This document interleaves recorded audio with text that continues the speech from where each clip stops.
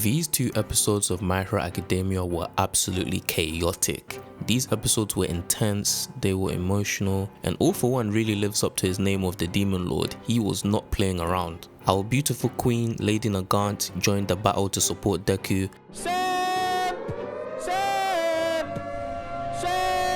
And come to find out that she was at the same hospital that Kurogiri was at, but instead of taking it easy, resting up and making sure her wounds don't reopen, she remembers Deku's plea for her to fight alongside the heroes, and with that she jumps right into action. And wow, the sequence where she fires at Shigaraki through the blood, sweat and rain was absolutely epic. Lady Nagant is just as badass as we remember. She aimed for a headshot, but whether it was the blowback from her powerful shot or the fact that she's not at full strength, the impact didn't land exactly how she wanted. Lady Nagant was risking everything for Deku, and if that isn't the definition of redemption, I don't know what is. Without a doubt, Lady Nagant is arguably the best written female character in the series. The way she was crafted to challenge Deku's ideals while Deku in turn challenged hers was just brilliant. In a superhuman society where heroes are managed by the Hero Public Safety Commission, it was inevitable that some would abuse the system, either through corruption or by exploiting their powers. Nagant's backstory serves as a tragic testament to the dark consequences of such a world. Her fall from grace wasn't just a personal tragedy, but a brutal commentary on the system itself. The years of covert assassinations carried out to clean up the Hero Commission's messes slowly shattered Lady Nagant's belief in what it truly meant to be a hero, forcing her to confront her own crumbling morality. We've seen countless characters neglected by heroes fall into villainy, but rarely do we witness a hero being driven to the dark side by the very system that they served. And the thing is, in many ways she wasn't wrong about society.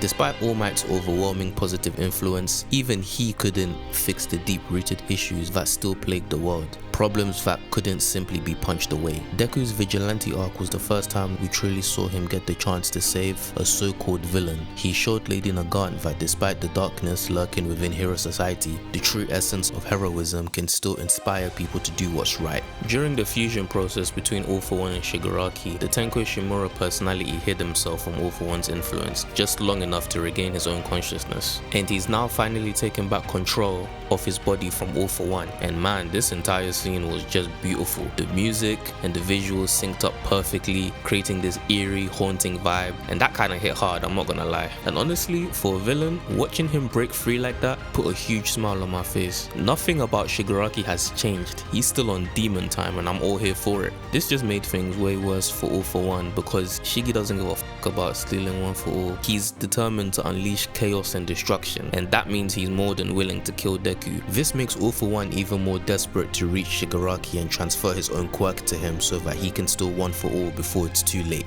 At the battlefield of All For One, Hawks is still doing his best to try and stop him from escaping. And just when it looks like Hawks was cooked, it turned out to be an illusion from Kami. And bro, seeing this anime was funny as hell. I know a ton of fangirls were losing it at that moment. For a guy who talks a big game about playing 4D chess, the number of things that have gone wrong for All For One is absolutely ridiculous. He failed to get one for all in the last war, inadvertently turned Lady Nagant into an ally for the heroes, lost several quirks to Star and Stripe, got outsmarted by Aoyama and Shinso, got roasted by Endeavor, and now he's being held up by Hawks while facing off against Shiketsu High. But this was all part of his master plan. Fuck out of here. We may need to start calling him L For One now. The students arrived just in the nick of time, and if there's one thing this episode did well, was that it showed just how much of a powerhouse Inasa truly is. He single-handedly destroyed all of the clones by himself. None of these attacks are meant to actually kill All For One because he's practically immortal with that rewind quirk, but they're determined to keep him from reaching Shigi.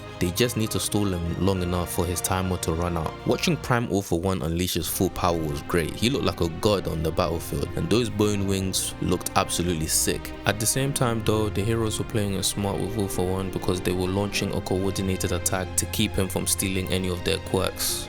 But All For One starts to hear boss music as Tokoyami's dark shadow envelops him, slamming him into the ground with his devastating move. And seeing this animated was sick as f. Finally seeing Tokoyami get his moment to shine was incredible. I do wish they hadn't used a still frame for that scene, but honestly it didn't take away from the intensity. While most of the heroes are dealing with the Demon Lord, Toga finds herself unable to use most of the quirks of her fellow League of Villain members. As convenient as this was for the heroes, it's actually a heartbreaking reality for Toga. The awakening of her quirk, and her ability to adopt the powers of others doesn't just rely on love, but on her deep desire to become that person. When she first used Ochako's quirk, it was fueled by her longing to emulate her. As much as she loves the League, the fact that she couldn't harness the powers of her comrades reveals a tragic truth that on a subconscious level, she doesn't truly want to be like them. She doesn't possess the vengeful heart of Darby or Shigaraki's relentless drive for destruction. Despite her closeness to Twice, whom she can transform into, she lacks the unwavering loyalty he had to protect his friends. This reality serves as a poignant reminder for Toga that no matter who she becomes, she will never truly embody that person. Tokoyami isn't letting up, he's going all in on All For One, but just when it seems like they got things under control, a massive explosion wipes out Dark Shadow and All For One emerges younger and more dangerous than ever. Big man thing, yeah? It's not looking good, bruv.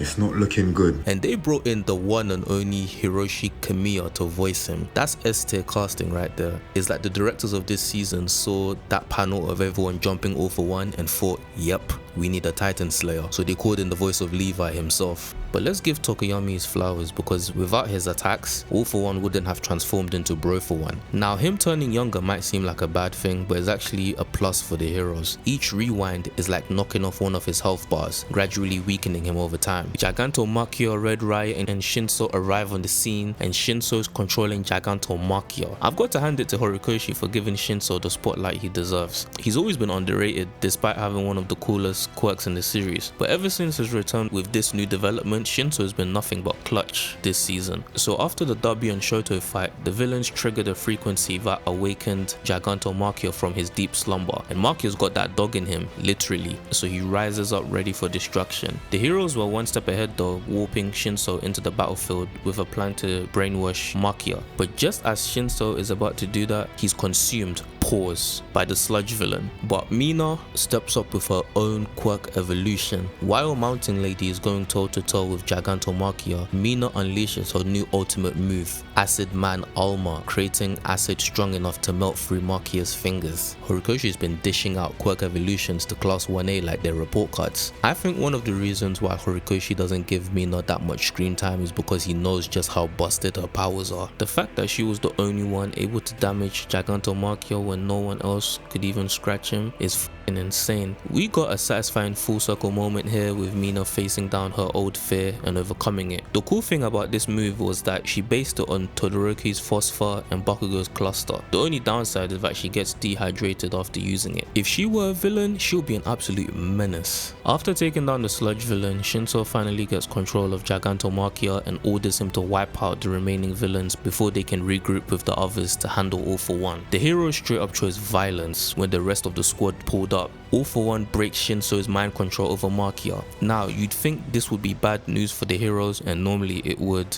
But Machia is so pissed that All For One turned on him, he decides to switch sides and help the heroes take him down. Who would have thought Horikoshi would give Gigantomachia some actual character development? Was it plot convenience? You're goddamn right. But considering the type of person All For One is, it actually makes sense. We all know Gigantomachia has been loyal to All For One for like forever. With all the quirks All For One shoved into him, pause. I wouldn't be surprised if it messed with his mental state, kinda like what we saw with Spinner not too long ago. It likely made Machia more childlike in his thinking, but not dumb. Imagine if one of your parents left you as a kid, then tried to reconnect years later. Wouldn't you be furious? All For One ghosted Machia decades ago, telling him he was off to get some milk and never came back. Now he's running around with someone else. Bro, that's a violation. The heroes keep charging at All For One, and they actually managed to severely injure him, but there was no way he was going to go down that easily. He savagely takes out Mountain Lady, kills Gigantomachia, and obliterates Dark Shadow, all while regenerating. That rewind quirk really is a bitch. He should have died right there. Ever since All For One reversed into his teenage self, he hasn't been as calm, calculated, and arrogant as he is. This time, he's consumed by pure hatred. Sure, it could be the frustration from the heroes delaying his plans, but this change in behavior is actually bigger than that. It's the rewinding drug and his fusion with Shigaraki that's affecting him. At the start of the season, when Shiggy and All For One were merging, Tomura was practically becoming another version of All For One. But now that Shiggy has regained control, he's now the dominant different personality. All for One is given into rage and anger he's never shown before. It's also interesting that throughout this entire fight, he barely even smiled and his eyes have that same expression that Shiggy has. They even casted a voice actor with a similar tone to Shiggy's, which isn't a coincidence. Studio Bones did a fantastic job conveying just how terrifying this version of All for One is, and Hiroshima Kimiya's performance brought a chilling sense of dread to every scene. All for One steals Hawks' quirk, rendering him quirkless. Bro, he really didn't need his quirk, he just did that out of pure spite. Hawks was a true soldier throughout this war. He never gave in to All for One's manipulations, never wavered, and gave everything he had to slow the villain down. Hawks stood on business until the very end. This might be the end of Hawks the hero, but now Keigo Takami can finally live his life free from the burdens he's carried for so long. All for One had every intention of taking Tokoyomi's quirk next, but realizing he can't afford to waste any more time, he abandons his plan, flying off towards Shigaraki's location. Guys, these 2 episodes were freaking great, but the next one is where we'll be feasting. I have no idea how they'll handle the final 3 episodes as there's still so much content left to adapt. Let me know where you think the season will end. Will it be with All Might or Toga? Thank you to everyone who watched the video. Like, share, subscribe, and check out my MHA playlist. Until next week, stay blessed.